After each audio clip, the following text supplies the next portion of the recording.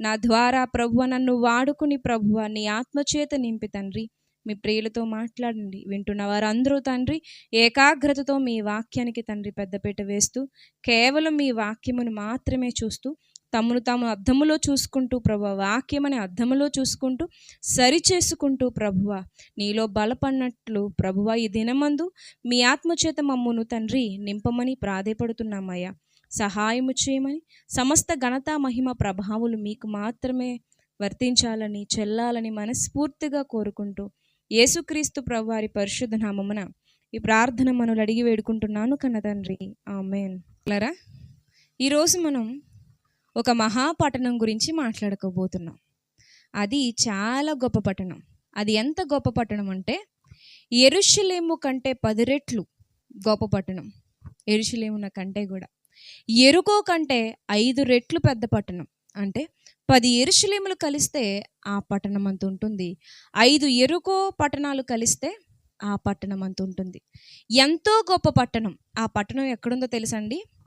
సముద్ర తీరానికి దగ్గరలో, అంటే 1300 అడుగుల దిగువలో ఉంది. సముద్ర తీరానికి 1300 అడుగుల దిగువన ఉందంటే నీటికి ఏమాత్రం కూడా కొదువు లేని ప్రాంతం, లోతట్టు ప్రాంతం అని చెప్తున్నాను.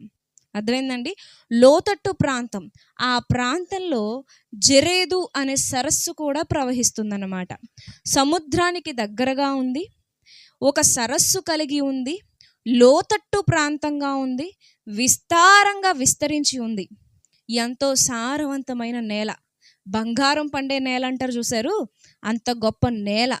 ఆ దేశంలో లేమి అంటూ లేదు. ఆ దేశంలో సమృద్ధే. ఆ దేశంలో ఎప్పుడు కూడా ప్రజలు సుభిక్షంగా ఉంటారన్నమాట. అలాంటి ఒక మహాపట్టణం గురించి చెప్పుకుంటున్నాం ఈరోజు మనం. అయితే ఇప్పుడు ఏవైతే చెప్పానో, ఇప్పటి వరకు ఆ పట్టణం గురించి ఎన్ని గొప్పలైతే చెప్పానో అదంతా కూడా దేవుని ఉగ్రతకు ముందు. దేవుని ఉగ్రత తర్వాత అది బూడిదగా మారింది. ఈ పాటికి మీ అందరికి అర్థమైపోయి ఉండాలి ఆ పట్టణం పేరు ఏంటండి? సొదొమ గొమొర్రా. Very good. సొదొమ గొమొర్రా నిజంగా అంత గొప్ప పట్టణమా అంటే అవును. అబ్రహాము లోతు గారు నిన్ను వెట్టి వెళ్ళాలి, నువ్వెటు నేనెటు అని ఆలోచిస్తున్నప్పుడు లోతు కన్నులను ఆకర్షించింది ఏ ప్రాంతం? సొదొమ గొమొర్రా ప్రాంతం. అది పచ్చిక గల నేల కలిగింది, అది సరస్సు కలిగింది, అది సారవంతమైనది. అక్కడికి వెళితే జీవితాన్ని ఒక మనిషి సుఖవంతంగా జీవించవచ్చు అని కన్నులకు ఇంపుగా కనిపించిందంటండి లోతు గారికి. లోతు గారు చూసిందేమి తప్పేమీ లేదు సుమి. అది అంత వన్నె కలిగిందండి, అది అంత అందమైనదండి, అది అంత పచ్చదనం కలిగిందండి. పశు సంపద ఉన్నవాడు లోతు. అలాంటి లోతు పచ్చని బయలు ఎన్నుకోవడంలో తప్పుందంటారా? తప్పేమీ లేదు. కాకపోతే అక్కడ వ్యక్తులు ఎలాంటి వారో ఆలోచించుకోలేకపోయాడు. మీకు ఒక మ్యాప్ చూపిస్తాను, అది జాగ్రత్తగా చూడండి. కనిపిస్తుందా మీకు? డెడ్ సీ, మృత సముద్రం. నేను చుట్టూ గీసాను చూసారా? అది సముద్రం అన్నమాట. సొదొమ గొమొర్రా అనేది నేను రౌండ్ చుట్టాను చూసారు, ఇంగ్లీష్లో ఉంది. సముద్రానికి ఎంత దగ్గరగా ఉంది చూసారు? సముద్రానికి దగ్గరగా ఉంది. 1300 కిందకే ఉంది. అది సముద్రానికి 1300 అడుగులు క్రిందకు ఉందన్నమాట. అంటే సముద్రం లోపల కాదు నేను అన్నది, భూమట్టం చెప్తున్నాను. భూమట్టం అంటే 1300 అడుగులు ఎత్తులో సముద్రం ఉంటే కిందికి, భూమట్టానికి కిందికి ఏది ఉంది? సొదొమ గొమొర్రా ఉంది. వర్షం వస్తే ఎక్కడికి వస్తుంది? సొదొమ గొమొర్రాకు వస్తుంది, పంటలకు వచ్చేస్తుంది. అది అంటే సారవంతమైన నేలకు ఇదొక చిహ్నం. కనిపిస్తుందండి సొదొమ గొమొర్రా? ఎర్ర సముద్రానికి, డెడ్ సీ, మృత సముద్రానికి దగ్గరలో ఉంది. అది ఆ ప్రాంతం. అయితే ఈ ప్రాంతం మీదకి దేవుని ఉగ్రత వచ్చిందా? క్రైస్తవులు మనం ఖచ్చితంగా చెప్తాం, ఎస్ వచ్చింది. ఎందుకు వచ్చింది ఏంటి అంటే, వాళ్ళు పాపం చేశారు కాబట్టి దేవుడు అగ్నిగంధకాలతో ఆ పట్టణాన్ని కాల్చేశాడు. What is the proof? రుజువులేంటి? దేవుడు ఇలా చేశాడు, ఎర్ర సముద్రాన్ని పాయలు చేసేశాడు, జలప్రలయాన్ని రప్పించేశాడు, ఆకాశంలోంచి గంధకాలు కురిపించేశాడు. ఇలా మీ బైబిల్లో చాలా చిత్ర విచిత్రాలు చెప్తున్నారు, కానీ రుజువులేంటి అన్నవాళ్ళు లేకపోలేదు. రుజువులేంటి అన్నవాళ్ళు లేకపోలేదు. ఎలా అయినా సరే బైబిల్ అబద్ధమని నిరూపించడానికి కంకణం కట్టుకున్నటువంటి మేధావులు లేకపోలేదు. సో కొంతమంది మేధావులు, కొంతమంది ఆర్కియాలజిస్టులు, కొంతమంది శాస్త్రవేత్తలు, సైంటిస్టులు ఇది నిజంగా జరిగిందా లేదా అని పరిశోధించడం మొదలుపెట్టారు. రీసెర్చ్ చేశారన్నమాట. రీసెర్చ్ చేశారు. ఎందుకంటే బైబిల్ చెప్పేది అబద్ధమని ఎలా నిరూపించాలన్న వాళ్ళు కొందరుంటారు. బైబిల్ చెప్పేది నిజం అని ప్రపంచం తెలుసుకోవాలని పనిచేసేవాళ్ళు కొందరుంటారు. మన బైబిల్ చెప్పిన దాని ప్రకారంగా ఆ ప్రజలు విపరీతమైనటువంటి పాపం చేశారు. ఇదిగో ఆకాశంలో పైనుంచి పెళ్ళున గంధకాలు వచ్చి ఆ పట్టణాన్ని నాశనం చేసేసాయి అని మనం నమ్ముతాం. ఇది జస్ట్ ఊహా చిత్రం. ఏంటండి ఇది? ఊహా చిత్రం. ఇలా జరిగింది అని మనం విజులేషన్ చేసుకోవడానికి ఊహా చిత్రం. ఓకే, ఇది ఇలా ఉంచండి. నిజంగా ఇలా జరిగిందా, ప్రూఫ్లేంటి అని కొందరు వీటిని పరిశోధించడం మొదలుపెట్టారు. అలాంటి ప్రాంతం అంటూ భూమి మీద ఉందా అని పరిశోధిస్తే మొత్తానికి ఈ మృత సముద్రం, ఇంగ్లీష్లో డెడ్ సీ అంటారు, ఈ మృత సముద్రానికి దగ్గరలో ఒక ప్రాంతాన్ని కనుగొన్నారు. ఆ ప్రాంతం చాలా భయంకరంగా ఉంది. ఆ ప్రాంతంలో ఉన్న పదార్థం చుట్టుపక్కల ఎక్కడా లేదు. అది కేవలం ఆ ప్రాంతంలోనే ఉంది. ఎడారి ఉందండి. ఎడారిలో ఇసుక కొద్ది ప్రాంతానికి ఆ ఎడారి ఇసుక ఉంటుందా? అంతా ఉంటుందా? అంతా ఉంటుందండి. మరి భయంకరమైన మంచు మరి పడేటువంటి దేశాలు ఉంటాయి. ఊటీ కానివ్వండి, ఇలా కొన్ని ఉంటాయి. ఒకచోటే ఆ తెల్లటి మంచు ఉంటుందా? ఆ ప్రాంతం అంతటా ఉంటుందా? అంతా ఉంటుంది. ఇక్కడ ఈ మృత సముద్రానికి దగ్గరలో మరి వేట జరిగించినప్పుడు, వెతుకులాట ప్రారంభించినప్పుడు ఒక విచిత్రంగా కనిపించేటువంటి ఒక విస్తరించినటువంటి ఒక భూమి కనిపించింది. అది ఎలా ఉందంటే 6,000 ఫారెన్, ఏంటండి 6,000 అంటే మనం ఇంట్లో నీళ్లు మరగబెడతాం చూసారు, అది ఎన్ని డిగ్రీలు? 100 డిగ్రీలు. డిగ్రీలు అంతే. ఎంతండి? 100 డిగ్రీల్లో మరగబెడతాం నీళ్ళైనా పాలైనా. సరదాగా చెయ్యి పెట్టి క్లాత్ ఇలా తుడిచామనుకోండి చెయ్యిని, ఉడకబెట్టిన బంగాళదుంప తొక్కొచ్చేది చూసారు, అలా వచ్చేస్తుంది చెయ్య. ఇది 100 డిగ్రీలకి వాళ్ళు పరిశోధన చేస్తే, అక్కడున్న మట్టిని పరిశోధన చేస్తే అది 60,000 ఫారెన్ సెంటిగ్రేడ్ డిగ్రీలో మరిగిపోయిందంట, కాలిపోయిందంట. 6,000 ఫారెన్ సెంటిగ్రేడ్ డిగ్రీలు, చాలా ఎక్కువగా కాలిపోయింది. అక్కడ ఇప్పుడు గడ్డిపోచలేదు. మీరు చూడండి, ఎంత ఎడారైనా సరే ఎడారి మొక్కలు ఉంటాయి కదండి. ఎంత కఠికమైన ఎడారైనా ఎక్కడో చోట ఒక జీవి, ఎక్కడో చోట ఒక ప్రాణం, మొక్క కనిపిస్తుంది. కానీ ఈ ప్రాంతంలో గడ్డి పోచ చూద్దామంటే పచ్చటి ఆకు కనిపించదంటండి. అంత దారుణంగా మట్టి కాలిపోయిందంటండి. మట్టి కాలిపోయింది. ఏంటి అది నిజంగా ఉందా, నేనేమన్నా అబద్ధం చెప్తున్నానా అని మీరు నన్ను అడుగుతారు కదా. సో ఇది పరిశోధించినటువంటి పరిశోధకులు ఇది ఎక్కడుంది అంటే మ్యాప్ చూపిస్తున్నాను చూడండి. ఈ యారో మార్కుని చూసారా? బాణపు గుర్తుందా? బాణపు గుర్తు కింద డెడ్ సీ కనిపిస్తుందా మీకు? Dead Sea. నేను రౌండ్ చేశాను చూసారు, ఏమనుంది? టాల్ ఎల్ హమామ్ అనుందా? ఇప్పుడు టాల్ ఎల్ హమామ్ అన్న పేరుతో ఆ ప్రాంతం పిలవబడుతుంది. మనం ఏమన్నాం? సొదొమ గొమొర్రా. ఇది పాత మ్యాప్. ఇప్పుడు ప్రస్తుతానికి ఆ ప్రాంతం ఎలా పిలువబడుతుందంటే కనుక చూడండి, టాల్ ఎల్ హమామ్ ప్రస్తుతానికి ఈ పేరు దాంది. సో ఆ ప్రాంతంలోనే ఈ విచిత్రమైనటువంటివన్నీ కనిపిస్తున్నాయి. ఏం కనిపించాయి అందులో అసలు అంటే, అక్కడ ఏం కనిపించాయంటే విచిత్రమైన కట్టడాలు కనిపించాయంటండి. విచిత్రమైన కట్టడాలు. ఆ కట్టడాలు ఎలా ఉన్నాయి? రంగులేసి లేవు. ఆ కట్టడాలు ఎలాగున్నాయి? బలంగా లేవు, లేత రంగు బూడిదలా ఉన్నాయి.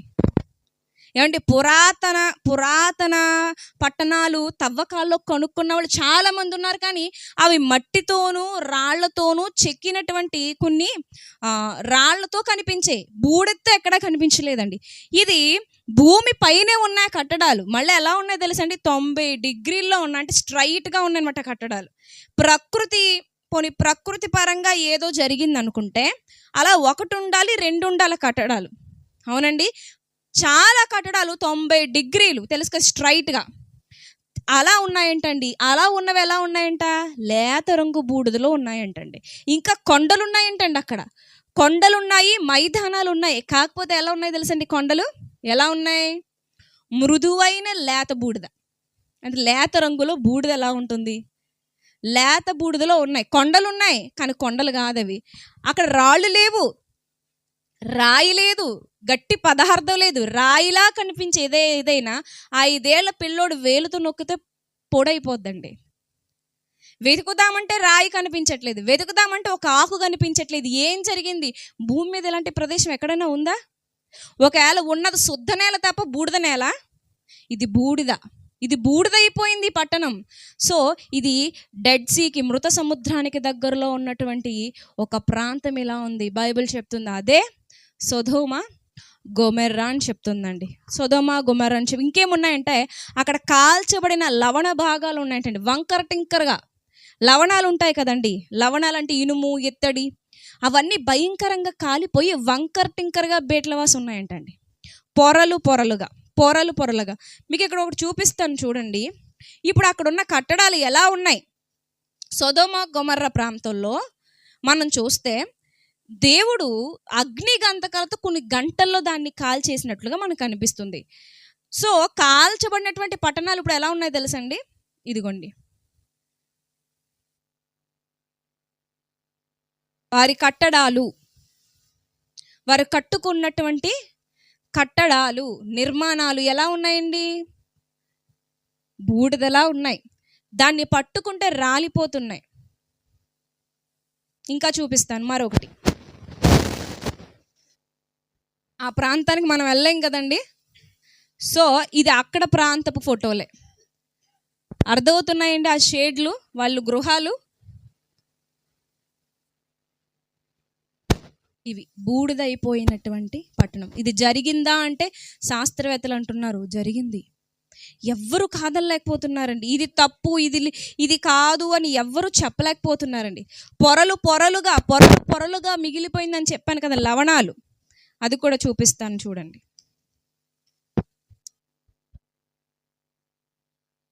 కనిపిస్తుందండి ఎలా ఉంది, అది పొరలుగా ఉంది.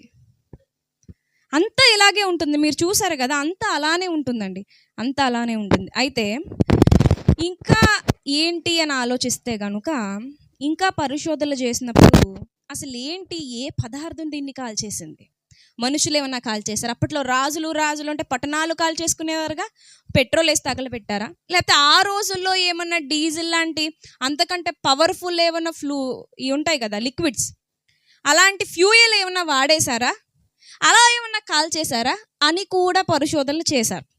పరిశోధనలు చేసినప్పుడు వారికి తేలినటువంటి విషయం ఏంటంటే సల్ఫర్ అంటారు తెలుసండి, మండే పదార్థాన్ని సల్ఫర్ అంటారు. దీపావళికి అది కాకరపోతలై కాల్చుకుంటారు కదా మతాబీలు, అందులో వాడతారు. ఇక్కడ 2 సల్ఫర్లు మీకు కనిపిస్తాయి చూడండి. బైబిల్ ఎంత సత్యమో ముందు మనమే అర్థం చేసుకోవాలి. 2 సల్ఫర్లు కనిపిస్తున్నాయి.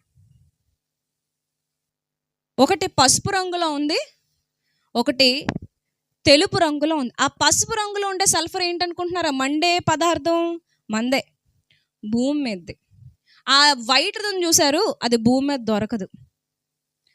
ఈ పసుపుది స్వచ్ఛమైనదా లేదా తెలుపు సల్ఫర్ స్వచ్ఛమైనదా అంటే పరిశోధకులు అంటున్నారు మన భూమి మీద దొరికి పసుపు, లేత పసుపు రంగులో ఉన్న సల్ఫర్ కంటే 98 రెట్లు ఆ వైట్దే స్వచ్ఛమైనదంట.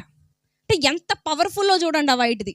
అది భూమి మీద దొరకదంటండి, అది ఖచ్చితంగా అంతరిక్షం నుంచే రావాలి. ఇది లేదు, భూమి మీద లేదని వాళ్ళే ఒప్పేసుకున్నారండి. మరి వీళ్ళకి వైట్ సల్ఫర్ ఎలా వచ్చిందంటే మీరు ఎలా చూడండి, ఆ రోజు దేవుడు గంధకాన్ని కురిపించేశాడు కదా పైనుంచి.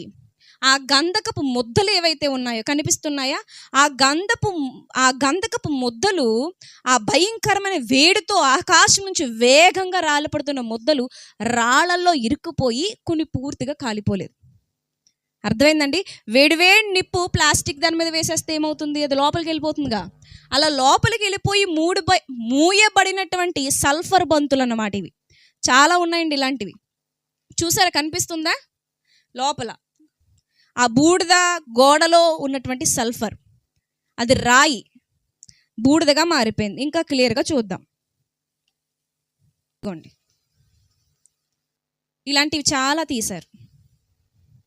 మధ్యలో ఉంది చూసారు, గుండ్రటి బంతులాగా, అదన్నమాట. ఇంకా కాలిపోలేదు. సరే, ఇది కాలిస్తే ఏమవుతుందా అని కూడా కాల్చారు. అది ఎలా మండిందో చూపిస్తాను. చూసారా, అది ఇంకా ఆ వైట్ సల్ఫర్ లోపల ఉండిపోయింది. అది తీసి మండిస్తే అలా బగ్గుమంది అనమాట. ఇంకో విషయం చెప్తాను ఆశ్చర్యకరంగా. ఇది నాకు చాలా భయాన్ని పుట్టించింది, కానీ చెప్తాను. భయంకరమైనటువంటి మంటలో మనిషి కాలిపోతే, కదలకుండా అలా ఉండిపోతే, ఆ స్టాచ్యూ అలా ఉండిపోద్ది కదా, ఏమండి? బూడిదైపోయిన అలా ఉండిపోద్ది కదా. మీకు ఒక చూపిస్తాను, చూడండి. ఇదేంటో తెలుసా మీకు? గెస్ చేయండి. మనిషి వేలంటండి. నేను చెప్పలేదండి, శాస్త్రవేత్తలు. ఒక మనిషి వేలు శుద్ధైపోయింది, శరీరం. ఆ ఒక్క వేలే దొరికింది. ఆ భయంకరమైన వేడికి అది దొరకడమే చాలా ఎక్కువ. ఒక వ్యక్తి చేతిలో పడిపోయిందంటే ఆ సల్ఫర్ బంతి, ఆ సల్ఫర్ బంతిని తీస్తున్నప్పుడు ఏంటిది, రాయా పర్వతమా ఏంటి అంటే అది మనిషి వేలు అని అర్థమైందంట. చూడండి ఎంత భయంకరమైన శిక్షకు వాళ్ళు వెళ్ళిపోయారు. ఇవన్నీ శాస్త్రవేత్తలు చూసిన తర్వాత వాళ్ళు నమ్ముతున్నారు బైబిల్ చెప్పింది సత్యం, ఇక ఎన్నటికి అక్కడ పంటలు రానే రావు, ఇది ఖచ్చితంగా ఆకాశంలో నుంచి వచ్చినటువంటి అగ్ని గంధకపు బంతులే. ఎంతకాలం అయింది తెలుసండి జరిగి? 3000 సంవత్సరాల పై చిలుకు జరిగింది ఈ ప్రాంతం కాలిపోయి. ఇప్పటికీ అది ప్రభు యొక్క నిత్యత్వానికి, ప్రభు యొక్క సాక్ష్యానికి సజీవ సాక్ష్యంగా నిలిచిందే ఈ యొక్క సొదొమ గొమొర్రా ప్రాంతం. అంటే ఇవన్నీ ఎందుకు మీకు చూపించానంటే, మన బైబిల్ ఏంటి? సత్యం విద్య కలిగి, వివేకం కలిగి, జ్ఞానము కలిగి అన్వేషించు వాళ్ళకి ఇది సత్యముగా ఖచ్చితంగా చూడగలుగుతారు, కనిపిస్తుంది. మూర్ఖులకి వెర్రితనమే. కానీ జ్ఞానము కలిగి, నీకున్న చదువును, మీకున్న జ్ఞానాన్ని బైబిల్ మీద పెట్టుబడిగా పెడితే దీనంత సత్యం మనకి ఏది కనిపించదండి. సరే, ఇప్పుడు ఒక ప్రశ్న వేసుకుందాం. ఇది నిజం అని ఒక నిర్ధారణకు వచ్చేసింది. ఇన్ని సాక్ష్యాలు చూసాం మనం. ఇప్పటికీ సజీవంగా ఉంది. మీరు వెళ్ళాలనుకుంటే ఇది చెప్పినప్పుడు ఒక స్త్రీ ఒక ప్రశ్న వేశారండి, మరి చేతులతో రాలిపితే రాలిపోద్ది కదా, మరి అలా అందరూ రాల్చేస్తే సాక్ష్యాలు పోతాయేమో అని. అదేమన్నా చిన్న పట్టణమా?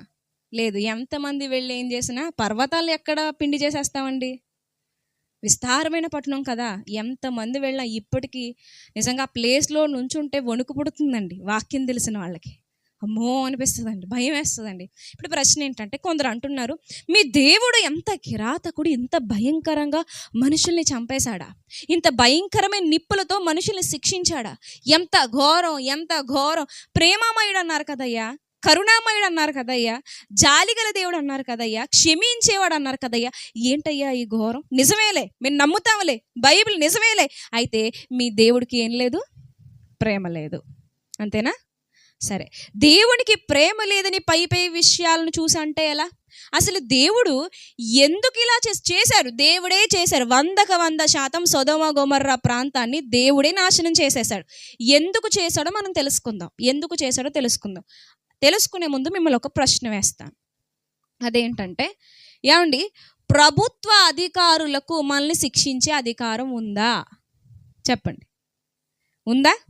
మనం మంచి పని చేస్తే మనం మెచ్చుకునేటువంటి అధికారం కూడా ఉందా? సన్మానించే అధికారం ఉందా? ఉంది. కాబట్టే మంచి చేసే వాళ్ళకి పద్మరత్నాలు, పద్మ విభూషణలు ఎన్ని ఇస్తున్నారు? చాలా అవార్డ్స్ ఇస్తున్నారు. అలాగే తప్పు చేసిన వాళ్ళకి ఉరి శిక్ష అంటున్నారు, జీవిత కారాగార శిక్ష అంటున్నారు. అప్పట్లో అండమాన జైలు అనేవారు. మరి ఎవరన్నా నోరెత్తి ప్రభుత్వానికి జాలేదని అన్నారా? అనలేదు. ఎందుకు అనలేదంటే, ప్రభుత్వానికి అధికారం ఉంది, తీర్పు తీర్చే అధికారం ఉంది. ఎవరైనా వీరప్పని కనిపిస్తే చంపేయండి, shoot at the sight, shoot at sight అని ఆర్డర్ వచ్చినప్పుడు మనిషిని చంపేస్తుంది ప్రభుత్వం. చిచి, ఇలాంటి ప్రభుత్వం ఉండకూడదని ఒకరన్నారా? అలాంటి కిరాతకుడిని కనిపిస్తే చంపడం ఏంటి? వెతికి వెతికి వేటాడి వేటాడి చంపండి. అతను బ్రతుకుంటే మాలాంటి అమాయకులు అందరినో పొట్టను పెట్టుకుంటాడు. ఇప్పటికే చాలా మందిని చంపేశాడు. కాబట్టి మీరు గాలించండి, ఇంకా వేగవంతం చేసి ఎంత వీలైతే అంత వేగంగా చంపేయండి అని ప్రజలు అనరు? చంపినందుకు ప్రజలు మెచ్చుకోరు?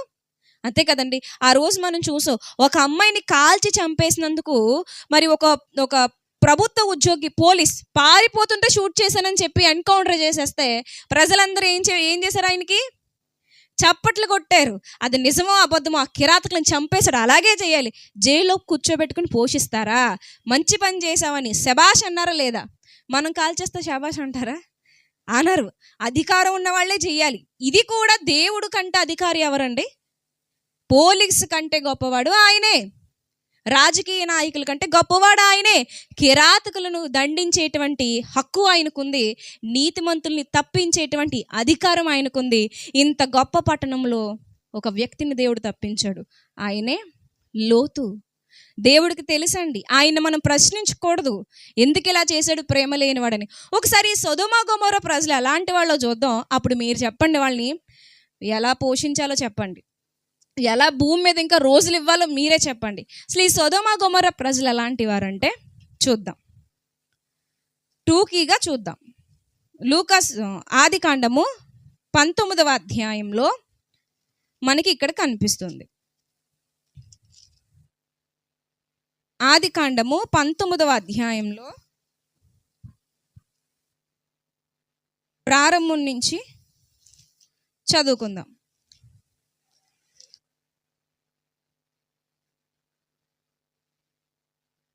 ఆ సాయంకాలమందు ఆ ఇద్దరు దేవదూతలు సొదొమ చేరినప్పటికీ లోతు సొదొమ గవని యొద్ద కూర్చుని ఉండెను. లోతు వారిని చూచి వారిని ఎదుర్కొనుటకు లేచి సాష్టాంగ నమస్కారము చేసి, నా ప్రభులారా, దయచేసి మీ దాసుని ఇంటికి వచ్చి రాత్రి వెళ్ళబుచ్చి కాళ్ళు కడుగుకొనుడి, మీరు పెందలకడ లేచి మీ త్రోవను వెళ్ళవచ్చు. సాయంత్రం వేళ వచ్చారు అంటారు కదా. సాయంత్రం వేళ వచ్చిన చుట్టాలను పంపిస్తామంటే బంధువుల్ని పంపించం. సాయంత్రం వేళ వచ్చారు, అయ్యా మా ఇంటికి రండి, చక్కగా కాళ్ళు చేతులు కడుక్కోండి, కాస్తంత కడుపుకి ఏమైనా తినండి, కొంతసేపు నిద్రపోండి, ఉదయాన్నే వెళ్ళిపోదురు కానంటే ఆ దేవదూతలు ఏమంటారంటే, అలా కాదు, నడివీధిలో రాత్రి వెళ్ళబుచ్చేద్దామని చెప్పారు. రావడానికి ఇష్టపడలే, లోతు ఇంటిలోనికి వెళ్ళడానికి ఇష్టపడలేదు వాళ్ళు. అయినను అతడు మిక్కిలి బలవంతము చేసినప్పుడు వారు అతని తట్టు తిరిగి అతని ఇంట ప్రవేశించిరి. చూడండి, అంటే లోతు గారి మాటకి వీళ్ళు ఏం చేశారు? విన్నారు. అంటే ఏం విన్నారంటే, ఆయన ఇంటికి వెళ్దాం, కాళ్ళు చేతులు కడుక్కుందాం, భోజనము చేద్దాం, ఉదయం వెళ్దాం. అంటే వీళ్ళు దూతలు, మనుష్య రూపంలో ఉన్నటువంటి దేవుని దూతలు. ఇదే కదండి ప్లాను. మరలా చెప్తున్నాను, వాళ్ళు వస్తారు, ఆయన చేసిన విందు తీసుకుంటారు, ఉదయమే లేస్తారు. ఇది కదా ప్లాను. అది అలా మనసులో పెట్టుకోండి. అసలు ఎందుకు వచ్చారు దూతలు? ఎందుకు వచ్చారంటే, అబ్రహాం గారితో మాట్లాడుతూ 18వ అధ్యాయం 20వ వచనంలో దేవుడు ఏం చేయదలిచాడో చెప్తాడండి. ఆదికాండము 18వ అధ్యాయము 20వ వచనం చూడండి. మరియు యెహోవా సొదొమ గొమొర్రాలను గూర్చిన మొర గొప్పది గనుకను, వాటి పాపం బహుభారమైనది గనుకను, నేను దిగిపోయి నా యొద్దకు వచ్చిన ఆ మొర చొప్పుననే వారు సంపూర్ణముగా చేసిరో లేదో చూచెదను. సంపూర్ణంగా చేసిరో లేదో చూచెదను అంటే సంపూర్ణమయ్యే వరకు వెయిట్ చేశాడండి దేవుడు. అర్థమైందా మీకు? వాళ్ళ పాపం సంపూర్ణమయ్యేంత వరకు వెయిట్ చేశాడండి. ఎప్పటి నుంచో వెయిట్ చేస్తున్నాడు. వెయిట్ చేయడం అంటే మనం కోపాన్ని 1 2 3 అంటాం, 5 దప్పటికి 5 అనేసరికి ఏమైపోతుంది? బ్లాస్ట్ బరస్ట్ అయిపోతూ ఉంటుంది. 5 క్షణాలే మన కోపాన్ని, అంతకు మించి మనం అదిమి పట్టలేము. కానీ ప్రభువు అలా కాదండి. ప్రభువు అలా కాదు. అమాలేకీలు అనే జాతిని తీసేస్తానని ఎంతకాలం టైం ఇచ్చాడో తెలుసండి దేవుడు? చెప్పండి, ఒక ఊహగా ఒక నెంబర్ చెప్పండి. అమాలేకీల్ని తీసేస్తాను, ఆ జాతిని తీసేస్తాను, వారి అక్రమం చాలా గొప్పగా ఉందంటాడు దేవుడు. ఎంతకాలం టైం ఇచ్చి ఉంటాడు ఆయన? మనం అయితే 5 సెకండ్లు ఇస్తాం ఎవరికైనా, అవునా? లేకపోతే 3 రోజులు 4 రోజులు, అంతకు మించి కష్టం. దేవుడు ఎంత టైం ఇచ్చాడు ఊహించండి. పోని ఏదో ఒక నెంబర్ చెప్పండి, అప్పుడు నేను అసలేం చెప్పేస్తాను. 5 రోజులు. Very good. ఇంకా చెప్పినందుకు వెరీ గుడ్. ఆన్సర్ అయితే నేను చెప్తాను. ఎన్ని? 2 సంవత్సరాలు, 100 సంవత్సరాలు. ఏమండి? 400 సంవత్సరాలు ఇచ్చాడండి. తక్కువ టైమా? 4 క్షణాలు కదా, 400 సంవత్సరాలు. అదండి ఆయన సహనం, అదండి ఆయన ఓర్పు. ప్రభు గురించి ఏమీ తెలీదు, ప్రభు మీదకు మాత్రం అనేయడానికి ముందుకు వచ్చేస్తాం. సొదొమ గొమొర్రాను అప్పటికప్పుడు కాదండి, దేవుడు 100 సంవత్సరాలు ఇస్తాడండి. పూర్తిగా ఏ జాతిని తీసేయడండి. భూమిని విస్తరించాలన్నది ప్రభు కోరిక అయితే మనుషుల్ని, జాతుల్ని ఎందుకు తీసేస్తాడండి దేవుడు? అది కూడా మొరంటండి, వీరు గూర్చిన మొరంటండి ఏమైందో తెలుసా? ఏమైందండి? గొప్పది, గొప్పది. ఎవరు మొర పెడుతున్నారు అంటే, ఒక వెర్షన్లో ఆలోచిద్దాం. ఎవరు మొర పెడుతున్నారు? ఫర్ సపోజ్ చెప్తాను. ఒక పురుషుణ్ణి చంపేస్తున్నారు అనుకోండి. ఒక పురుషుణ్ణి చంపేస్తున్నప్పుడు వాడు మొర పెడతాడేమని? అయ్యా నన్ను వదిలే, నీకు దండం పెడుతుంది, నీ కాళ్ళు పట్టుకుంటా, మళ్ళీ జీవితంలో నీ కంటికి కనపడకు, దూరంగా నా భార్య బిడ్డలతో వెళ్ళిపోతాను, నన్ను వదిలే. ఇది మొర కాదా? చూస్తున్న భార్య బిడ్డలు, అయ్యో మా నాన్న ఎవరైనా రక్షించండి, నాన్న, అది మొర కాదా? ఇవి ప్రభువుకు వినిపిస్తున్నాయంటండి.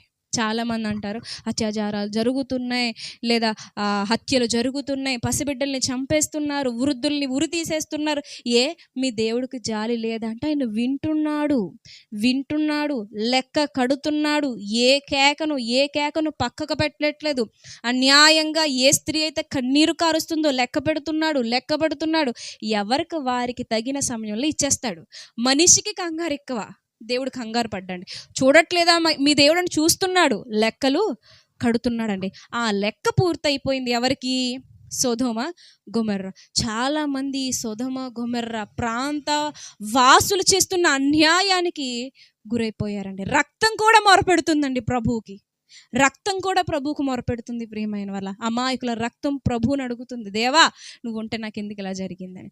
సో దేవుడు ఏం చేశాడంటే, ఇంకా వీళ్ళు పాపం పండిపోయింది, సంపూర్ణమైపోయింది, ఇక తీసేయాలి అనుకుని వచ్చాడు. ఇప్పుడు మనం ఆలోచిద్దాం, అంత భయంకరులో వీళ్ళు ఎంత భయంకరులో చూద్దాం. అయితే చూడండి, వాళ్ళు భోజనాలు చేసేస్తారు. భోజనాలు చేసిన తర్వాత వాళ్ళు లోపలికి వెళ్ళిపోతారు. లోపలికి వెళ్ళిపోయిన తర్వాత ఏమైందో చూద్దాం. 4వ వచనం చూడండి. వారు పండుకొనక ముందు ఆ పట్టణస్థులు, అనగా సొదొమ మనుష్యులు, బాలురును వృద్ధులను. బాలుడు అని ఎవరినంటామండి? చిన్నపిల్లోడు, 10-12 లోపు ఉండాలి వాడికి, చిన్న బాలుడు. వృద్ధులు అంటే 60 ఉండాలా? అంటే చిన్న పిల్లోడి నుంచి రేపో మాపో చచ్చే ముసలోడు వరకు ఇక్కడ ఎవరికి వాళ్ళకి నీతి లేదంటే వీళ్ళందరూ తయారైపోయారంటండి. తయారయ్యి చూడండి, అందరూ నలుదిక్కుల నుండి కూడి వచ్చి ఆ ఇల్లు చుట్టువేసి లోతును పిలిచి, ఈ రాత్రి నీ యొద్దకు వచ్చిన మనుష్యులు ఎక్కడ? మేము వారిని కూడినట్లు మా యొద్దకు వారిని వెలుపలికి తీసుకుని రమ్మని అతనితో చెప్పగా, లోతు వెలుపల ద్వారం నొద్దున వారి దగ్గరకు వెళ్ళి తన వెనుక తలుపు వేసి, అన్నలారా ఇంత పాతకము కట్టుకోవద్దు, వాళ్ళకి హాని చెయ్యొద్దని బ్రతిమలాడితే, వీడెవడో పరదేశీయుండి మనకు తీర్పరగా ఉండాలనుకుంటున్నాడు, వాళ్ళకంటే నీకే ఎక్కువ కీడు చేస్తామని మాట్లాడుతుంది. ఒక పురుషుడు అతగాడికి కీడు చేస్తానంటున్నారంటే వీళ్ళు ఎంత దారుణమైన స్థితిలో ఉన్నారో మనం ఊహించుకోవాలి. అంటే వీళ్ళకి ఏం లేదు, నీతి లేదు, న్యాయం లేదు, జాలి లేదు, దయ లేదు. ఏమండి, వీళ్ళు ఎలాంటి వాళ్ళు అంటే, ఎవరైనా బాటసారులు వస్తే మనం ఏం చేస్తామండి? ఎవరైనా కొత్త వాళ్ళు వస్తే ఏం చేస్తామండి? అమ్మ మీరెవరు, ఎక్కడి నుంచి వచ్చారు, ఎవరింటికి వచ్చారు, ఏ పని మీద వచ్చారు అంటే, పాలనా. వాళ్ళ నాకు బాగా తెలుసమ్మా, నేను నీకు హెల్ప్ చేస్తాను, అంతేనా? చాలా దూరం నుంచి వచ్చారంటే, పోయి ఇక్కడ ఉండమ్మా, ఇంట్లో ఉండమ్మా, కాస్తంత విశ్రాంతి తీసుకో, మీ వాళ్ళు వచ్చినప్పుడు నువ్వు వెళ్ళిపో. అదే కదండి మనం సహాయం చేస్తాం. కానీ చచ్చిపోదాం అనుకుంటేనే వీళ్ళ ఇంటికి రావాలి, వీళ్ళ ఊర్లోకి రావాలి. ఎక్కడ నడి వీధులన్నా ఉండొచ్చేమో, కానీ సొదొమ గొమొర్రా ప్రాంతాల్లోకి ఎవరు వెళ్ళకూడదు. వెళ్ళారా చస్తారంతే. చస్తారంతే. చీకటి పడితే అడవిలో ఉంటే క్రూర మృగాలకు ఎలా భయపడిపోతారో మానవ మృగాలకు అలా భయపడిపోయారంట చుట్టూ ఉన్నవాళ్ళు. బయట ఉన్నవాడు ఎవడు సొదొమ గొమొర్రాలకు రావడానికి ధైర్యం చేయలేడు. ధైర్యం చేసి వచ్చాడా అడు క్షేమంగా తిరిగి కుటుంబంతో తిరిగి వెళ్ళలేడు. చెప్పండి, ఇలాంటి వాళ్ళని ఏం చేయాలి? ఉంచుతామా? మనం అయితే ఉంచుతామా?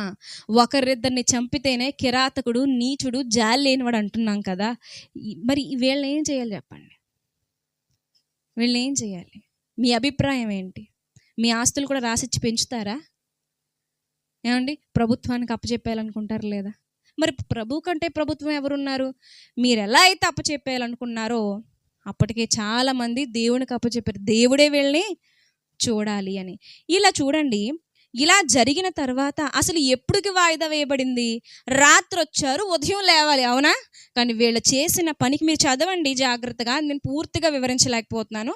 మీరు ఏకాంతంగా జ్ఞానించండి వాళ్ళ తత్వాన్ని. ఇంకా కిందకు వచ్చేసిన తర్వాత చూడండి దేవదూతలు అంటున్న మాట 13వ వచనం చూడండి. మేము ఈ చోటు నాశనము చేయవచ్చితిమి. ఎప్పుడు చెప్తున్నారు? అర్ధరాత్రిలోనే. వాళ్ళు పండుకొనక మునిపే కదా ఇదంతా జరిగింది. ఎప్పుడైతే ఇది జరిగిందో ఇక తీర్పు ఆలస్యం చెయ్యాలనుకోలేదు దేవుడు. ఇక నాశనం చేయాల్సిందే అని ఉదయానికి ఏమన్నా నిర్ణయం తీసుకోలేమో, అసలు పండుకొని లేచి ఉదయానికి నిర్ణయం తీసుకోలేమో. కానీ వాళ్ళ పాపం ప్రభువుని ఎంతగా తొందర పెట్టిందంటే ఉదయం వరకు కూడా వీళ్ళు బ్రతుకుండో అనవసరం అనుకున్నాడు. అందరూ ప్రశాంతంగా నిద్రపోతున్నారు. ఈలోపు దేవుని ఉగ్రత వచ్చేసింది. ఎవడును తప్పించుకోలేకపోయాడండి. ఎవడు తప్పించుకోలేకపోయాడు. ఏమండి, ప్రభు ఒక మాట అంటాడండి, నా కుమారుడా నీకు ఇచ్చినటువంటి కాలమునకు ఆయుష్నుకు ముందుగా నీవు పోనేలా నువ్వు వెళ్ళిపో. అంటే చచ్చిపోతావే, నీకు 50 ఏళ్ళు ఇచ్చాను తెలుసా, అందుకే నువ్వు అంత దృఢంగా ఉన్నావు, బలంగా ఉన్నావు, ఆరోగ్యంగా ఉన్నావు. కానీ ఇచ్చిన ఆయుష్ కంటే ముందు నువ్వు పోనేలా? ఏమండి, దుర్వ్యాపారాలు చేసి పోవట్లేదా? అక్రమైన వాటిలో వెళ్ళిపోతున్నారు, రిస్క్ పనులు చేస్తున్నారు, హత్యకు గురవుతున్నారు, అవునా? వ్యసనాలకు వెళ్ళిపోతున్నారు, దృఢమైన శరీరాన్ని గుల్ల చేసుకుని ముందుగానే పోతున్నారు. వద్దు స్నేహాలు వద్దంటే వినకుండా లోక స్నేహాలు పట్టుకుంటున్నారు, మధ్యలోనే రాలిపోతున్నారు. ప్రభువు చెప్పిన మాట అంటే ఎవరండి మధ్యలో చచ్చిపోయేది? ఏమండి, ఏమన్నాడు? నీ యవ్వనమును పక్షిరాజు యవ్వనములు నూతన పరుస్తా అన్నాడు దేవుడు. నువ్వు వృద్ధుడు అయిపోయినా నీకు అధిక బలాన్ని ఇస్తానన్నాడు ప్రభు. ఆయన వైపును ఉంటే. కానీ 25 ఏళ్ల వయసులోనే నీకు గుండె ఫెయిల్ అయిపోవడం ఏంటి? నీకు ఇంతకంత టెన్షన్ వచ్చింది? అక్రమం జరిగింది కాబట్టి నీ గుండె తట్టుకోలేకపోయింది. ఏం జరుగుతుందన్న భయం. ఎందుకు? కిడ్నీలు ఫెయిల్ అయిపోయాయి. వెళ్ళాల్సింది వెళ్ళలేదు, వెళ్ళకూడదు ఏదో వెళ్ళిపోయింది లోపలికి. ఎవరు పంపించారు? నువ్వే పంపించుకున్నావు. ఇక్కడ కూడా చూడండి, ఉదయానికి రావాలి ఉగ్రత. ఏమో నీనేవే పట్టణస్తుల్లాగా మరి దూతలు ఏమన్నా ప్రకటన చేస్తే మారు మనసు పొందే అవకాశం ఉండొచ్చేమో. కానీ సొదొమ గొమొర్రా ప్రజలు దానికి కూడా అర్హులు కాదు. అసలు ఎంత దారుణం తెలుసండి. 10 మంది నీతిమంతులు ఉంటే ఆ మహాపట్టణాన్ని దేవుడు వదిలేస్తా అన్నాడు. 10 మంది. అంత పెద్ద గొప్ప పట్టణమా? యెరూషలేము కంటే 10 రెట్లు పెద్దదా? యెరికో పట్టణము మహాపట్టణము కంటే 5 రెట్లు పెద్దదా? ఇంత పెద్ద పట్టణములో 10 మంది నీతిమంతులు లేరంటే మీరు ఆలోచించండి. అలాంటి శేషం భూమి మీద ఉండడం అవసరమా? మరి ఎలా దేవునికి జాలి లేదని డిక్లేర్ చేస్తారు? తీసేస్తేనే దేవుడు మంచోడు కదా ఇలాంటి వారిని, ఇలాంటి చీడ పురుగుల్ని. ఇంకా చూద్దాం, ఇంతటితో ఏం అయిపోలేదండి. ఇది యెహెజ్కేలు గ్రంథంలో వీరి గురించి మరింత స్పష్టత మనకు కనిపిస్తుంది. యెహెజ్కేలు గ్రంథము 16వ అధ్యాయము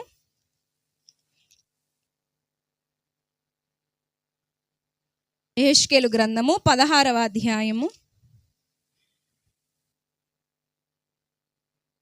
49 నుంచి జాగ్రత్తగా పరిశీలిద్దాం. చూడండి 49 అందరూ తెద్దాం. యెహెజ్కేలు గ్రంథము 16వ అధ్యాయము 49వ వచనములో, నీ చెల్లెలైన సొదొమ చేసిన దోషం ఏదనగా, దోషం ఏం చేసిందంటే లోతు ఇంటి మీదకి అక్రమంగా వక్రబుద్ధితో రావడం ఒకటే అనుకుంటున్నాం, కాదు, ఇంకా ఉంది. ఏంటంట, దాని కుమార్తెను కలిగిన గర్వము, వాళ్ళకి గర్వం ఉంది. గర్వం అంటే ఏంటో తెలుసా? నన్నెవ్వడూ ఏమీ చేయలేడు, నన్ను ఎవ్వడూ ఏమీ చేయలేదు. దేని బట్టి వస్తుంది తెలుసండి గర్వం? సమృద్ధిని బట్టి వస్తుంది. ముందే చెప్పాను, సొదొమ గొమొర్రా ఎంత సమృద్ధి కలిగిందో చూడండి. అదే ఉంది చూడండి. ఆహార సమృద్ధియు, ఎందుకు గర్వం వచ్చింది? ఆహార సమృద్ధియు నిర్విచారమైన సుఖస్థితియు అనున్నది. వాళ్ళకి ఏముంది? విచారం లేని చక్కటి పాన్పు లాంటి జీవితం, తినడానికి తిండి, తాగడానికి ద్రాక్షారసం, ఏమండి, సుఖించడానికి సంతోషం, చక్కటి ప్రకృతి, ఆహ్లాదకరమైన వాతావరణం. ఏమండి, ఎంత విలాసవంతమైన జీవితం అండి. ఆ సుఖస్థితిని బట్టి వీళ్ళకి గర్వం వచ్చింది. ప్రియమైన వాళ్ళారు, అసలు దేవుడికి ఇది నచ్చదండి, నచ్చదు. ఒకవేళ మనకేమని గర్వం ఉందేమో, నాశనానికి ముందేమొస్తుంది? గర్వం. సొదొమ గొమొర్రా నాశనానికి ముందు ఏమొచ్చేసింది? గర్వం. నన్ను ఎవడేం చేయగలడు? అమాయకుల్ని చంపేస్తున్నప్పుడు, అమాయకుల యొక్క ఆస్తిపాస్తులు తీసుకున్నప్పుడు, లేదా అమాయకులకి అన్యాయం చేస్తున్నప్పుడు వీడి గుండెల్లో ఉన్నది ఏంటో తెలుసా అండి? నన్ను ఎవడేం చేయగలడు? నా తల వెంట్రుకను కూడా ఎవరు తీయలేరు. అలా అన్నవాళ్ళు లేరా? అలాంటి సొదొమ గొమొర్రాతో దేవుడు మాట్లాడుతున్నాడు. అసలు ఆ వెంట్రుక కాదు కదా, నువ్వెక్కడున్నావు, కనీసం నీ బూడిద కూడా ఎవరికీ కనపడదు. ఎవరు ఏం చేయలేరా? నేనున్నానని మర్చిపోయావా? మనం అనుకుంటాం మనుషులు చూడట్లేదు, దేవుడు కూడా ఏం చేయట్లేదు, నన్ను ఎవరేం చేస్తారని. దేవుడు ఖచ్చితంగా ఆ స్పందన వింటాడు. ఎప్పుడన్నా చూడండి, నేను ఎవ్వరికి భయపడిన అన్న వాళ్ళ దగ్గరికి వెళ్ళి, దేవుడికి కూడా భయపడవా అనండి. నిజంగా దేవుడి గురించి తెలిస్తే ఆ మాట అనలేడు. అన్నాడా? నేనేం చేస్తానో చూడని ప్రభువు ఖచ్చితంగా రంగంలోకి దిగిపోతాడండి. మీరు తెలుసు కదా, అమెరికా దేశమా, ప్రభుకి ఎన్ని మార్కులు వేశారు దేవుడికి? ప్రభు పర్సంటేజ్ ఎంతండి? చూడలేదా? 0. అప్పుడు దేవుడు అన్నాడు, ఓకే, మీ పర్ఫార్మెన్స్కి బాగానే మార్కులు వేసుకున్నారు, నా పర్ఫార్మెన్స్కి మార్కులు లేవా? సరే, ఇప్పుడు పర్ఫామ్ చేస్తాను, ఎన్ని మార్కులు వేస్తారా ఏంటని దేవుడు పర్ఫార్మెన్స్లోకి దిగితే ఏమైంది? బూడిదైపోయి. అంటే దేవుణ్ణి సవాల్ చేసినట్టే. గర్వాంధులు దేవుణ్ణే సవాల్ చేస్తారు. నన్ను ఎవడనేవాళ్ళు లేడు అంటున్నారా చాలామంది? దేవుడు రాసుకుంటున్నాడు. ఎవరైనా సరే ఆ దేవుడు కూడా ఏం చేయలేడు. అన్నాడా? రాసుకుంటున్నాడు దేవుడు. వీళ్ళ గర్వాన్ని రాసుకున్నాడండి. చూడండి, ఇంకా చూడండి, ఆ గర్వంతో అది దీనులకును దరిద్రులకును సహాయము చేయకుండాను. అన్నా ఆకలన్నాను వస్తే రొట్టె ముక్క కుక్కలకి వేసి తినరా? తీరిందా ఆకలి తీరిందా? మీ సరస్సు ఉంది కదా, కొన్ని నీళ్ళు ఇవ్వండి అంటే నేలను వంపేసి పట్టుకెళ్ళు, పోగేసుకొని పట్టుకెళ్ళు, లేకపోతే చావు అనేటువంటి మూర్ఖ జనాంగం అన్నమాట. సమృద్ధి ఉంది కానీ ఎవరికి పెట్టరంటండి వీళ్ళు. ఆకలి దప్పులతో మాడి చచ్చిపోతున్న వాళ్ళని చూసి పండగ చేసుకుంటారండి వీళ్ళు. అమాయకుల్ని బలి చేస్తూ వాళ్ళ రక్తాన్ని చూసి విందు చేసుకుంటారంటండి వీళ్ళు. దేవుడు చెప్తాడు, దీనులకు వీళ్ళు ఏం చేయరు? మరి ఏం లేక, సమృద్ధి లేక వీళ్ళ బుద్ధి చూస్తున్నారా? చూడండి, ఇంకా చూడండి, ఇంకేం చేస్తున్నారు? వారు అహంకరించి నా దృష్టికి హే క్రియలు, దేవుడు చూడలేని పనులు చేసేస్తున్నారంటండి. దేవుడు హర్షించలేని పనులు చేసేస్తున్నారంటండి. దేవుడు సహించలేని పనులు చేసేస్తున్నారు. పరాకాష్ఠగా వెళ్ళిపోయిందండి వీళ్ళు స్థితి. ఎప్పుడైతే కనుక నేను దాన్ని చూచి వారిని వెళ్ళగొట్టి తిని. ఎవరెవరైతే అన్యాయంగా దేవుడు చంపేశారంటున్నారు వారికి దేవుడు చెప్తున్న మాట, ఇంత విషయం ఉంది, మరి ఊరకనే వెళ్ళగొట్టలేదు. మరి సరే ప్రభువా, వాళ్ళు ఏదో తప్పు చేశారు, ఆ నేలను ఎందుకు అలా చేసేసావు? అంత గొప్ప నేల కదా, అంత సారవంతమైన నేల కదా, అంత చక్కటి మరి అద్భుతమైనటువంటి వాతావరణం, దాన్ని ఎందుకయ్యా అలా చేసేసావు? తర్వాత మేము ఉంటాం కదా అని మనం అనొచ్చు. అయితే ఆ ప్రాంతం 3000 సంవత్సరాలైనా సరే సారం లేకుండా దేవుడు ఎందుకు చేసేసాడు అంటే, నీ పాత్ర నా పాత్ర కూడా ఉంది అక్కడ. నీకు నాకు కూడా ఏదో చెప్పాలనుకుంటున్నాడండి. అది మనకి ఏదో సాదృశ్యంగా ఉంది. ప్రియమైనవి, ఏంటి ఈరోజు మీకు చూపించినటువంటి ఇవేవైతే ఉన్నాయో, ఇవి దేవుడు నీ కోసం ఉంచాడు భూమి మీద. ఊరకనే లేవండి ఇవన్నీ దేవుడు నీ కోసం, నా కోసం. చూడు, నీ కోసమే దాచుంచా. ఎవరి కోసం? నీ కోసమే దాచుంచా. నువ్వు చూడాలి, నువ్వు చూడాలి. ఇవన్నీ కనిపిస్తున్నాయా? కనిపిస్తున్నాయా? నా ఉగ్రత కనిపిస్తుందా? పాపం చేసిన వాళ్ళ స్థితి కనిపిస్తుందా? నా కఠినత్వం కనిపిస్తుందా? నీకు కరుణామయుడుగానే కనిపిస్తున్నాను కదా. ఎన్నిసార్లు తప్పు చేసినా సరే ఏమననివాడుగా కనిపిస్తున్నాను కదా. శిలువ మీద 3 మేకులు కూడా తీసుకోలేనటువంటి శక్తిహీనుడిగా కనిపిస్తున్నాను కదా. నువ్వెన్ని అక్రమాలు చేసినా సరే నేను మౌనమైపోయాను, నీకు లోకువైపోయాను కదా. గుర్తుపెట్టుకో. ఆ వేలు చూసారా? ఆ వేలు చూస్తున్నప్పుడు నాకు నిన్నటి రాత్రి కరెక్ట్గా 12 గంటలకు భయం వేసిందండి. నాకు ఆ వేలు చూస్తున్నప్పుడు, ఈరోజు ఈ శరీరం ఏమాత్రం కష్టపడకూడదనే కదా ముక్క ముక్కలైపోయాడు యేసుక్రీస్తు ప్రభువారు. మనం నిత్యాగ్నిలో కాలిపోకూడదనే కదా మెయిన్ కాన్సెప్ట్. అదే కదండి. మనం నశించిపోకూడదు, మనం నిత్య దండనికి వెళ్ళిపోకూడదు, మన పరలోకం వెళ్ళాలని ఆయన అణువణువు రక్తసిక్తం అయిపోయాడు కదా. కానీ ఒకానొక రోజు సొదొమ గొమొర్రా ప్రాంతంలో ఆయన స్వభావం ఎలా ఉందంటే కాలి బూడిదైపోయి సున్నపు ముద్దయిపోతున్నా సరే ఆయన కళ్ళు చల్లారట్లేదండి. ఎవరి మీదయ్యా అంటే మానవుల మీద. అంటే ఈరోజు ఎంతో కృపను అనుభవిస్తున్నా నేను, ఈరోజు ఎంతో క్షమాపణను అనుభవిస్తున్నా నేను, ఈరోజు ఎంతో కరుణ దయను అనుభవిస్తున్నా నేను మారకుండా ఇలా బ్రతికితే ఒకరోజు ఇంతే కఠినత్వాన్ని కూడా రుచి చూడాలా? నా వల్ల కాదు ప్రభువా. నీ ప్రేమను వర్ణించడం కష్టమే, నీ ఉగ్రతను ఊహించడమే భయంకరం. నా వల్ల కాదు ప్రభువా అనిపించిందండి. అనిపించాలి. ఆయన శిక్షించడం మొదలు పెడితే ఆయనలా ఎవరూ శిక్షించలేరు. ఆయన ప్రేమించడం మొదలు పెడితే ఆయనలా ఎవరూ ప్రేమించలేరు. కృపాకాలం కదని మురిసిపోకండి, ఇది కృపాకాలమే. ఆయన గాడిద మీదే ఎక్కొచ్చాడు, గుర్రం మీద ఎక్కువ రాబోతున్నాడు, తీర్పు తీర్చడానికి రాబోతున్నాడు. అప్పుడు ఒక్కొక్కరి సంగతి తేలుస్తాడు. ఆ రోజు ఏం లేదు, కృప లేదు, క్షమాపణ లేదు. ఆ రోజు సొదొమ గొమొర్రా మీద దేవుని ఉగ్రత ఎంత కఠినంగా కురిసిందో అంతే కఠినమైన తీర్పు మన మీద రాబోతుంది అనడానికి సూచన. ప్రేమ సిలువలో కనిపిస్తే నా ఉగ్రత సొదొమలో చూడు. సొదొమ ఒకటి సిలువను చూసు మారు, లేదా ఆ ఉగ్రతను చూసన్న భయం తెచ్చుకుని మారు, లేదా ఆయన ఏం చేస్తాడండి? ఆయన చేయాల్సిందంతా చేసేసాడండి. ఇది మనకి ఎందుకుందో తెలుసా? దృష్టాంతంగా ఉందండి. చూద్దామా మాట? చూద్దాం. పేతురు గారు రాసిన 2వ పత్రికలో ఎందుకయ్యా ఈ ఆనవాలు 3000 సంవత్సరాలుగా ఉంచావంటే ఆయన అంటాడంట, యేసుక్రీస్తు ప్రభువారు వచ్చే 2వ రాకడ వరకు కూడా అలాగే ఉంటుందంటండి. 3000 కాదు, ఒకవేళ యేసుక్రీస్తు ప్రభువారు రాకడ ఇంకో 5000 సంవత్సరాల తర్వాత ఉన్నా ఆ ప్రాంతాన్ని దేవుడు అలాగే ఉంచుతాడంటండి. ఎందుకయ్యా అలా ఉంచుతున్నావు? దేనికయ్యా అంత నేల నిర్ధకం అయిపోయింది? ఏంటయ్యా అసలు అంటే టూరిజం చాలా కళలు ఉంటాయండి. ఏమండి, ఏదో లాటరీ వచ్చిందని రమ్మని మీకు డ్రీమ్ ప్లేస్ ఏంటని అడిగారు. వైజాగా, హైదరాబాదా, ఇదా అదా ఇది చాలా అడిగారండి. డ్రీమ్ ప్లేసులు చాలా ఉంటాయి, టూరిజం ప్లేసులు చాలా ఉంటాయి. ఒక్కొక్కరికి ఊటీ వెళ్ళాలని, ఒక్కొక్కరికి అరకు వెళ్ళాలని.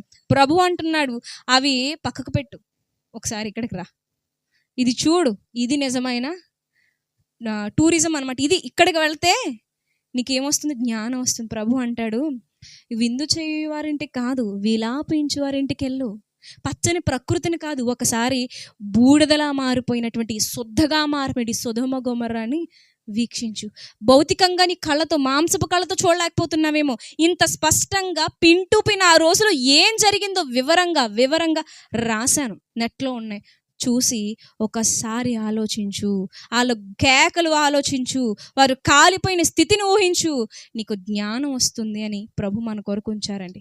చూద్దాం. పేతురు గారు రాసినటువంటి 2వ పత్రిక 2వ అధ్యాయము 6వ వచనము. పేతురు గారు రాసినటువంటి 2వ పత్రిక 2వ అధ్యాయము 6-7 వచనాలండి. మరియు ఆయన సొదొమ గొమొర్రాలను పట్టణములను భస్మము చేసి, భస్మం అంటే ఏంటండి? బైబిల్లో ఏముంది? సొదొమ గొమొర్రా పట్టణం వ్యూ ఏంటి? అది ఎలా కనిపిస్తుందంట?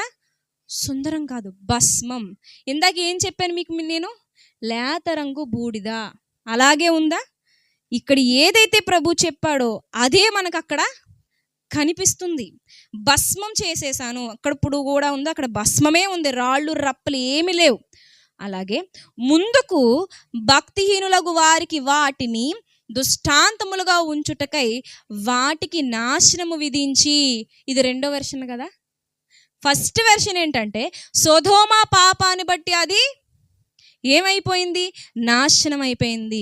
ఇక 2వ కారణం ఏంటి అంటే, నాణానికి యువతలున్న విషయం ఏంటంటే, ఇదిగో ఈరోజు సరిగ్గా భక్తి చేయట్లేదు చూసారా మీరు నేనుని. ఉదాహరణకి చెప్తానులేండి. సరిగ్గా భక్తి చేయట్లేదు చూసారా, ఎవరి కాళ్ళని ప్రశ్నించుకుంటే, అదిగో నీకు నాకంట దుష్టాంతము కొరకు అది అలా ఉంది, దానికి నాశనం విధించాడంట. అంటే మారిని సొదొమ గొమొర్రా పరిస్థితి ఏమైపోయిందో, భక్తిహీనులుగా ఉంటే మీ పరిస్థితి అదే. మేల్కొనండి అని ఆ ప్రాంతాన్ని అలా వదిలేశాడు దేవుడు. అర్థమైందండి? ఎందుకు నాశనం చేశాడు అంటే, 1 వారి పాప శిక్ష, 2 మనకి రాబోయే శిక్ష. 2 కలిపి ఆ ప్రాంతాన్ని అలా వదిలేశాడు. అలాగే వదిలేస్తాడు ఆయన. ఇంకేం మార్పులు ఉండవు ఆ ప్రాంతంలో. ఇకపోతే ఇంకా చదువుదాం. దుర్మార్గుల కామ వికారయుక్తమైన నడవడి చేత బహుబాధపడిన నీతిమంతుడగు లోతును తప్పించని. ఇది ఊరటనిస్తుంది. ఏమండి? ఇది ఊరటనిస్తుంది. నువ్వు నీతిగా ఉంటే ప్రపంచం అంతా నాశనం అయిపోయినా నీ ఒక్కరి కోసం ప్రభు దిగి వస్తాడు. అందుకే ఆయన స్వభావం అంటది. ఒక గొర్రె పిల్ల కోసం అంట మంద అంతటిని పక్కకు పెట్టి తప్పిపోయిన గొర్రె పిల్లను చేర్చుకున్నట్టుకు కాపరి పరిగెడతాడండి. అలాగే ఒక్కరి కోసమైనా ప్రభు మన కొరకు ఎవరిని తక్కువ ఒకరే కదా నీతిమంతుడు అని అనుకుని కొట్టాడండి. లోతుని తప్పించినట్లుగా తప్పిస్తాడు. అయితే ఇంకొకటి మీరు బాగా గమనిస్తే, ఎందుకు ప్రభు శిక్షించంటే, 1 కారణం వారి పాపం, 2 మనకి దుష్టాంతం, భక్తిహీనతకు దుష్టాంతం. భక్తిహీనుడి ఎడల ఆయన యొక్క తీరు ఎలా ఉంటుందో చూపించాడు. ఇప్పుడు మరో 2 విషయాలు తెలుసుకుందాం. అదేంటంటే, యూదా రాసిన పత్రికకు వెళ్ళిపోదాం. యూదా రాసిన పత్రికలో మరొక విషయం ఉంది. అదేంటంటే, యూదా రాసిన పత్రిక 1వ అధ్యాయం 7వ వచనము. ఆ ప్రకారముగానే సొదొమ గొమొర్రాలను వాటి చుట్టుపట్లనున్న పట్టణములను వీరి వలనే వ్యభిచారము చేయుచు పరశరీరానుసారులైనందున నిత్యాగ్ని దండన అనుభవించుచు దుష్టాంతముగా ఉంచబడిన. మొదటి దుష్టాంతం ఆ బూడిదైపోయిన ప్రాంతం అయితే, ఇంకో 2వ దుష్టాంతం ఉంది. మంది కూడా అయిపోలేదు నేర్చుకోవాల్సిన పాఠం. ఆ 2వ దుష్టాంతం ఏంటంటే నిత్యాగ్ని. మొదటి దుష్టాంతం ఏంటండి? మొదటి దుష్టాంతం ఏంటి? గంధకం, అగ్నిగంధకం. అర్థమైందండి? మొదట ఏంటి? అగ్నిగంధకం. 2వ దుష్టాంతం ఏంటి? నిత్య అగ్ని. ఏమండి? అగ్నిగంధకం కొంతసేపు మండి ఆగిపోద్దండి అండి. మండని బంతులే ఉన్నాయి అక్కడ. చాలా మండించేసే శరీరాలను మండనివి అక్కడక్కడ కనిపిస్తున్నాయి. అవి మండే బంతులు, కొంత సమయం మాత్రమే మండే బంతులు. కానీ నిత్యాగ్ని కూడా వాళ్ళకి విధించబడిందని లేఖనం చెప్తుంది. వారు నరకానికి వెళ్ళిపోయారని వాక్యం చెప్తుంది. వాళ్ళ దుష్టక్రియలకు శిక్ష భూమి మీదే కాదు, భూమి మీద ఉన్నది కేవలం శాంపుల్. కానీ తర్వాత వాళ్ళు ఎక్కడికి వెళ్ళిపోయారని వాక్యం చెప్తుంది? నిత్య అగ్నికి వెళ్ళిపోయారు. నిత్య అగ్ని. ఇది కూడా మనకి దృష్టాంతం ఏంటండి అంటే, ప్రభు చెప్తున్నాడు, నువ్వు చేసే పాపానికి, నువ్వు వెంబడించినటువంటి ఆ దుష్టత్వానికి, నా ప్రేమ నిర్లక్ష్యం చేసిన విధానానికి చూడు, ఆ సొదొమ గొమొర్రా ప్రాంతం అపవాదిని అనుసరించి భూమి మీద నాశనం అయిపోయారు.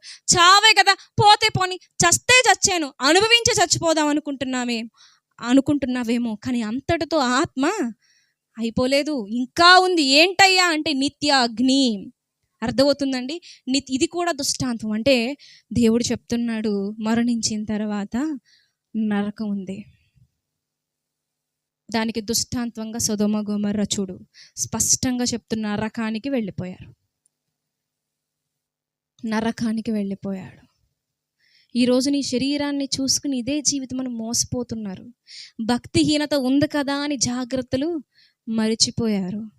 కానీ ప్రభు అంటున్నాడు, నువ్వు మరిచిపోకు, ఆ ప్రాంతాన్ని చూడు, అది నీ కోసమే ఉంచాను. నువ్వు మరిచిపోకు, సొదొమ గొమొర్రా చరిత్రని చదువు, అది నీ కోసమే ఉంది. వారు అగ్ని గంధకాలకు గురైన తక్షణమే నిత్యాగ్ని కూడా గురైపోయారు. ఈరోజు దేవుడు కోపాగ్ని గంధకానికి గురైన తర్వాత మరణం వస్తుంది, భూమి మీద కూడా అనుభవించాలి సుమి చేసిన తప్పుకి. అది శాంపుల్. తర్వాత నిత్యాగ్ని దండనికి వెళ్ళిపోతాం.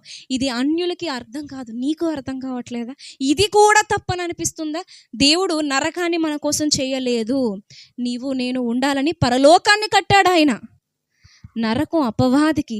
మరి మనం ఎందుకు నరకానికి వెళ్ళిపోతున్నాము అంటే, వాడి ఇంటి మనుషులుగా బ్రతికితే వాడింటికి కాకపోతే దేవుడింటికి వెళ్తామా? ఏమండి, వాడి చిత్తాన్ని నెరవేరిస్తే వాడితో వెళ్ళిపోతామా, తండ్రి దగ్గరికి వెళ్తామా? ఇన్ కేసు పరలోకంలో నిన్నుంచిన ఆ వెలుగును, ఆ కాంతిని, ఆ పరిశుద్ధతను నువ్వు తట్టుకోలేవు. నీలో ఉన్న చీకటి దాన్ని తట్టుకోలేదు. నువ్వు ఉండలేవు పరిశుద్ధుల మధ్య, నీ వల్ల కాదు.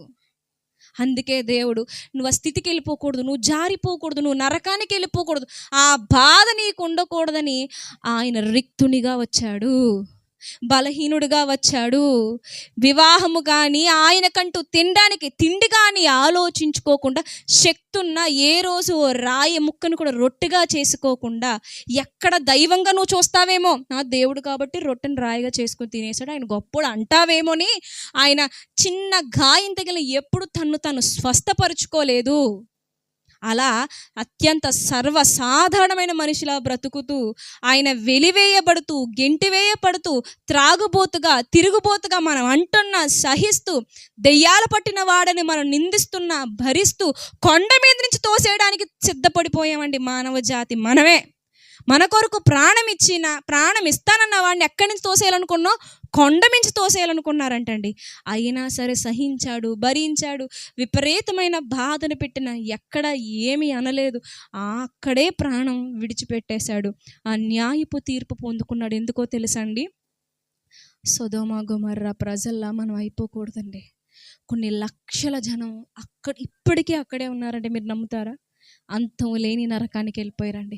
వాళ్ళకి అవకాశం లేదు సుమి, కానీ నాకుంది, మీకుంది. ఎప్పటి వరకు ఉంది? మరణం రానంత వరకే ఉంది. ప్రియమైన వారలారా, యేసుక్రీస్తు ప్రభువారి మీద అన్యాయపు తీర్పు జరిగిందే, ఆ అన్యాయపు తీర్పు గురించి మన మనసులో ఆలోచించవా? ఎవరు ఆలోచించరా? దేవుడు ఏదైనా తీర్పు తీరిస్తే మాత్రం ఏమంటాం? అన్యాయం అంటాం. ఇది ఎక్కడ న్యాయం అండి మానవ జాతికి? ఇదెక్కడ న్యాయం? ఆ రోజు సొదొమ గొమొర్రా ప్రజలు చేసిన దుష్టత్వానికి చంపినా తప్పులేదు, నరకంలో వేసినా తప్పులేదని మనం అన్నామే. ఈరోజు నీకు అదే గతి పడుతుందంటే మరలా ఎలా చూస్తాం తెలుసండి? అన్యాయస్తుడు అన్నట్టు చూస్తాం. నీకో న్యాయం, సొదొమ గొమొర్రాకో న్యాయమా? సొదొమ గొమొర్రా విషయంలో నువ్వేది కోరుకుంటున్నావో, నీ విషయంలో పరిశుద్ధులు అదే కోరుకుంటున్నారు. పరిశుద్ధులు ఉన్నారు, వాళ్ళు అదే కోరుకుంటారు. ఎందుకంటే మనం చేస్తున్నవి మనకే తెలుసు, మనం చేసినవి మనకే తెలుసు. ప్రియమైన వారలారా, అందుకే జాగ్రత్త వహించండి. ఏం చెయ్యండి? పాప క్షమాపణ పొందుకోండి, మారు మనసు పొందుకోండి.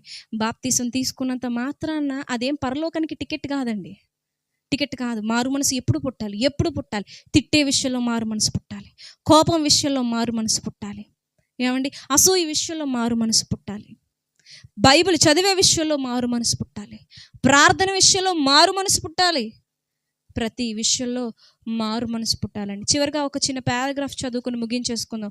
మరొక చిన్న మాట మిగిలిపోయింది, ఆ మాట కూడా చెప్పి ఇక మనం వాక్య భాగాన్ని ముగించుకుందాం. చివరిగా లూకాసు వార్త 17వ అధ్యాయము, లూకాసు వార్త 17వ అధ్యాయము,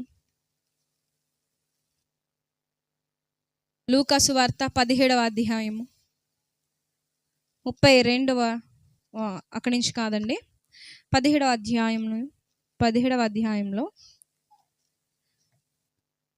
27 నుంచి చదువుతాను చూడండి, 26 నుంచి చదువుతాను. నోవాహు దినములలో జరిగినట్టు మనుష్య కుమారుని దినములలో జరుగును. ఓకే, ఏం జరిగింది? నోవాహు ఓడలోనికి వెళ్ళిన దినము వరకు జనులు తినుచు త్రాగుచు పెండ్లాడుచు పెండ్లకు ఇయ్యబడుచు నుండిరి.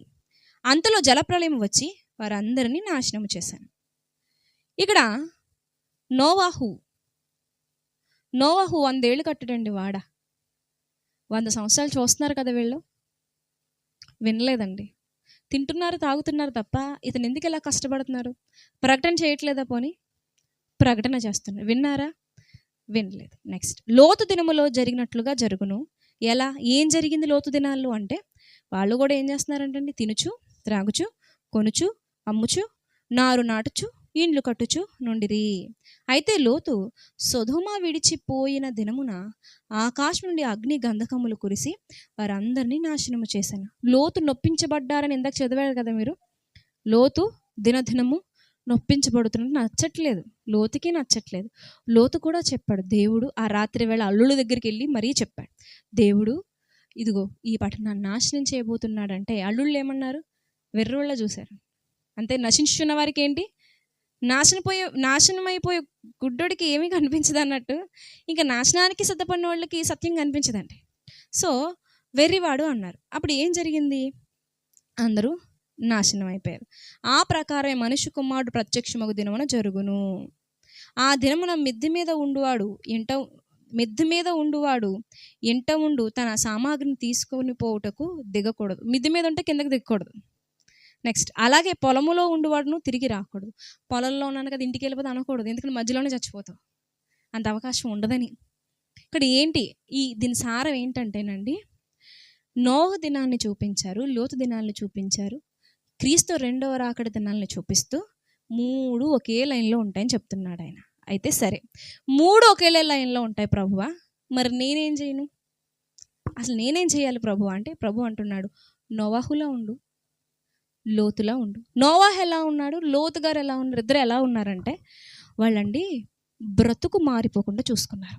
చుట్టూ ఎవరున్నారు? భయంకరులు, మాట వినని వారు, అవిధేయులు. కానీ బ్రతుకులో నీతి చావనివ్వలే, దేవుడు చెప్పించేశారు, బ్రతుకు మార్చుకోలేదు. 2 ఏం చేశారంటే ప్రకటన చేశారు. వాళ్ళు నవ్వినా, తుమ్మినా, ఏడ్చినా, ఎగతాళి చేసినా, ఏం చేసినా సరే మీరు నమ్మండి, నమ్మకపోండి, జలప్రళయం వచ్చి తీరుతుందని హెచ్చరించాడు. ఇదిగో అగ్నిగంధకాలు కురుస్తాయి, ఎగతాళి చేస్తారండి, కురుస్తాయి చెప్పు. లేదా మీరు చేస్తున్న తప్పు, ఏంటి ఇలా చేస్తున్నారు, ఏంటి ఇలా ఇది అన్యాయం, నొచ్చుకుంటున్నాడు లోతు. అయితే వాళ్ళైతే మానలేదు, ప్రతిస్పందన మానలేదు. 3 క్రియ మానలేదు. క్రియ మానారా? నోవహు వాడ కడుతూనే ఉన్నాడు. ఏమండి, లోతు నీతి తప్పకుండా ఎప్పటికప్పుడు తను కూడా తన క్రియ మానకుండా ఉన్నాడు. అయితే నీవు నేను ఏం చేయాలంటే, మొదటిది నీ బ్రతుకు జాగ్రత్త. చుట్టూ చెడిపోయారు కదా, నువ్వు చెడిపోవద్దు. వాళ్ళు అలా చేస్తే నేను చేయనా? అవును, వాళ్ళు అలా చేశారు కాబట్టి నేను వాళ్ళకి అలాగే చేయాలి అనకు. వాళ్ళకి అలాగే చేయాలి అనకు. వాళ్ళు ఎలా ఉన్నా నువ్వు అలా ఉండకు. ఇది మొదటిది మనం ఉండాల్సింది ఈ రోజుల్లో. 2, ప్రకటన మానకు, ప్రకటిస్తూనే ఉండు. యేసుక్రీస్తు ప్రభు వారి ప్రేమను, రాబోయే ఉగ్రతను 2 ప్రకటించాలి. వినకపోని శత్రువుగా చూస్తారో, పిచ్చి వాళ్ళ చూస్తారో, ప్రకటన మానకండి. ఎందుకంటే సత్యం అది, వినకపోయినంత మాత్రాన సత్యాన్ని ఎవరు ఆర్పలేరు. ఇక 3, క్రియ.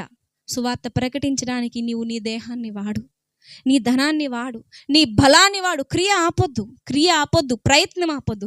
ఈ 3 అట్టే పట్టుకొని జీవించు.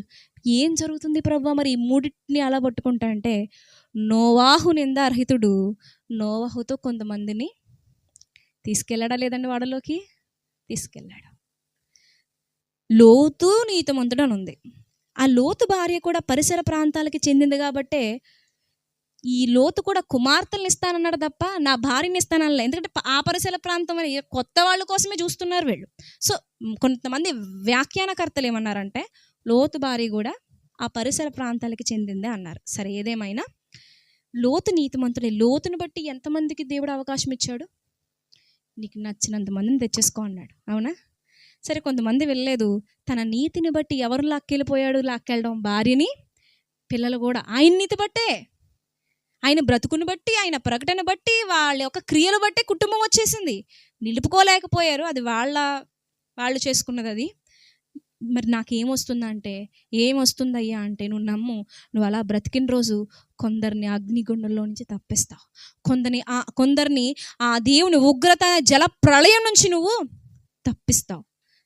నువ్వు తప్పించబడతావు, మరి కొందరిని రక్షిస్తావు. ఇది క్రైస్తవుడు జీవించాల్సిన విధానం.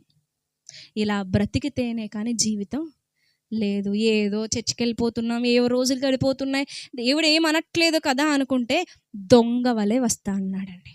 అకస్మాత్తుగానే జలప్రళయం వచ్చింది. అందరు నిద్రిస్తున్నప్పుడే అగ్నిగంధకాలు కురిసే. దేవుని ఉగ్రత, క్రీస్తు రెండవ రాకడ కూడా చెప్పి రాదు. భూమి తన వేళ్లతో సహా పెకలించి వేయబడుతుంది. 3వ మారు మన తప్పును బట్టి ఈ ప్రకృతి శిక్షించబడిపోతుంది మన కోసం. సో ఇవన్నీ బెదిరింపుల విషయాలు కాదని, దేవుని హృదయములో ఉన్నటువంటి యథార్థ సంఘటనలని మీరు గుర్తించండి. ఇవి జరగబోయేటువంటి భవిష్యత్తు సత్యాలు అని మీరు గమనించండి. బైబిల్ ఎవరిని బెదిరించదు, ఉన్నది చెప్తుంది అంతేనండి, ఉన్నది చెప్తుంది అంతే. అరే నా మాట వినకపోతే నాశనం అయిపోతావరా నాన్న అన్నాడు అనుకోండి, ఏంటి నాన్న బెదిరిస్తున్నావేంటి అన్నవాడు బాగుపడ్డు. ఏదో జరిగిదే చెప్తున్నాడు మా నాన్న అన్నవాడు బాగుపడతాడు. జరిగిదే చెప్తారు తల్లిదండ్రులు, దేవుడు జరిగిదే చెప్తాడండి. కాబట్టి ప్రియమైన వారలారా, జాగ్రత్త కలిగి బ్రతుకుని క్రైస్తవంలో ఉన్నటువంటి మీ ఉనికిని కాపాడుకోండి. అనేక మందిని రక్షించడానికి మీ నడుములను కట్టండి. అట్టి ధన్యత మనందరికీ తోడే ఉండును గాక. ఆమేన్.